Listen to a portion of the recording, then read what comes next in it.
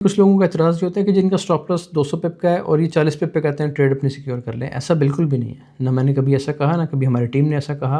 वो कॉन्सेप्ट थोड़ा सा समझने की बात है। देखिए, प्राइसेस फॉर एग्जांपल ड्रॉप कर रही हैं, नीचे आ रही हैं, ठीक है। यहाँ पे क्लाइमेक्टिक एक्शन बार बन गई, क्लाइमेक्टिक एक्शन बार बन गई, प्राइस ने उसका लो ब्रेक किया, लो ब्रेक करके प्राइस ने हाई ब्रेक कर दिया। अब यहाँ से आपका ट्रेड पॉइंट है, यहाँ से आपने एंट्री करनी है। मैं ये कहता हूँ कि आप यहाँ से 1% रिस्क लें, ठीक है। 1% रिस्क लें, नीचे स्टॉप लॉस लगाएं, और जब तक आप इससे 2% गेन नहीं करते, फंडेड वालों को भी मैं ये कहता हूँ कि 2% आप इससे गेन करें, ये देगा सेटअप आपको। अब होता ये है कि जब ये हाई प्रोबेबिलिटी सेटअप बनता है तो लोग यहाँ पे, मैं खुद भी 1% की बजाय मैं चला जाता हूँ 2% रिस्क पे, या मैं चला जाता हूँ 3% रिस्क पे।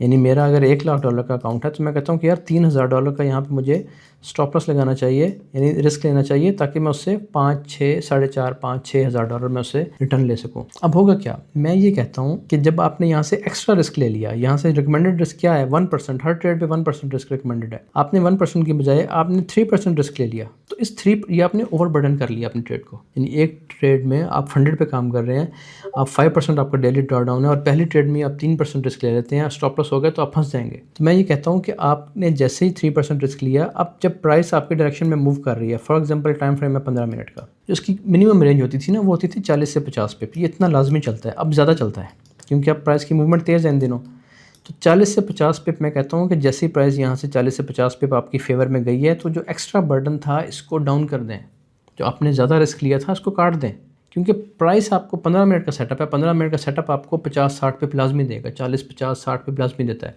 तो आप देख रहे हैं यहाँ की स्ट्रक्चर लेवल ऊपर आ रहा है, आपको 50-60 पिप आपके एंट्री पॉइंट से मिल रहे हैं, तो यहाँ से काटें, इस 2% को काट दें, बस ये काट दें, ठीक है। बाकी रह के 1% इसको, ये अब आपकी नॉर्मल ट्रेड है, ये आपकी वो स्टैंडर्ड ट्रेड है जो आपको लेनी थी, आपको लेना ही 1% था।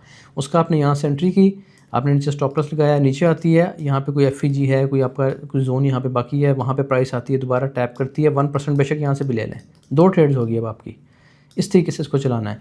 लेकिन जो आप एक्स्ट्रा रिस्क ले लेते हैं हाई प्रोबेबिलिटी सेटअप को देख के, उसको जल्दी काट दें, उसको काटें आप पिप्स रेंज पे। अगर यही सेटअप 1 आवर का है तो 100 पिप चलने दें, 80 से 100 पिप चलने दें। वहाँ पे जो एक्स्ट्रा 2% आपने ऐड किया था उसको काट दें, जो आपकी ट्रेड है वो चलती रहे। वो मैंने कभी आज तक नहीं कहा कि वो काटें, मैं तो खुद नहीं काटता, मैं किसी को क्यों कहूँगा कि आप यहाँ पे काटें।